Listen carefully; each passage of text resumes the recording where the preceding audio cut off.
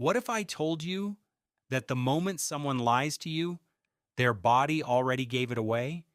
You're talking to someone, they're smiling, saying all the right things, everything seems fine, but there's a feeling inside you, small, quiet, unsettling. Something doesn't quite add up.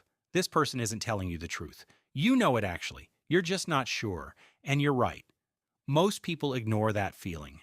They tell themselves, I'm overthinking it. I misread the situation. I'm being irrational. But that feeling isn't a mistake, it's a signal. Something your brain has already noticed but hasn't yet found the words for. A small signal. And it points to something much larger. Reading people isn't a talent, it's a learned skill. And the foundation of that skill is learning to see the gap between what is said and what is done. Welcome to 5-Minute Psychology. In the next 5 minutes, you'll learn a powerful psychological idea that can change the way you think. Love psychology? Subscribe for more. Now let's continue. Paul Ekman spent decades studying one thing: the human face. FBI agents, judges, therapists, they all made the same mistake. They trusted words too much. What Ekman discovered was simple but striking. The face produces involuntary micro-expressions, tiny uncontrolled flickers of emotion.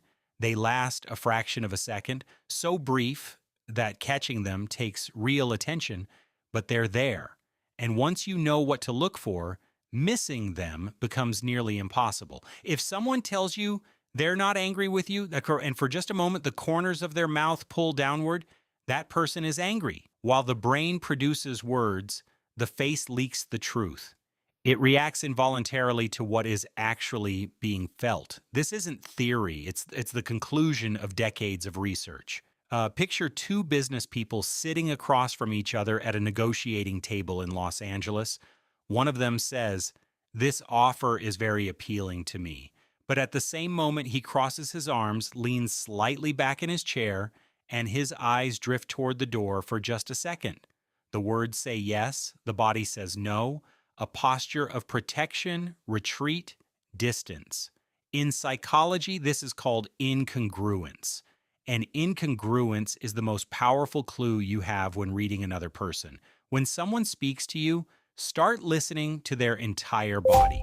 Tone of voice, hand movements, the direction of their feet, the duration of eye contact, all of it speaks a language. And that language is far older, far more honest than words. It only asks one thing from you: attention. But here's an important warning. A single signal can mislead you. Someone crossing their arms may not be defensive, they might just be cold. Someone avoiding eye contact may not be lying, they might simply be introverted. Reading people isn't about locking onto one signal. It's about seeing patterns. How does someone behave under stress? What do they look like when they're relaxed? Without knowing that baseline, you can't recognize the deviations. A good therapist spends months learning what normal looks like for each client. Then one day, something small shifts, almost imperceptible, but they notice because they have a reference point. You can do this too. Take time to get to know someone, learn their baseline, then watch for the differences. If you want to understand someone's true intentions, don't look at what they say. Look at their repeating patterns of behavior. Someone keeps telling you they want to spend time with you, but finds an excuse every single time. Someone says they care about you, but consistently avoids making even a small sacrifice on your behalf. Words are not proof of good intentions. Behavior is. When what actually happens differs from what was said, that tells you something. That's a hard truth. But learning to read people means accepting that hardness, at least a little. Have you noticed? None of these skills are magic. They're all attention. Real deep attention. A skill that can be learned and developed. While most people in a conversation are busy thinking about what to say next, the ones who can read people simply watch. They listen, they observe, they wait, and over time, people begin to tell you everything about themselves without saying a single word, like hearing without listening. Maybe right now there's someone in your life who keeps surprising you, someone you just can't seem to figure out. Go back and look at their patterns of behavior, not what they say. What do you see?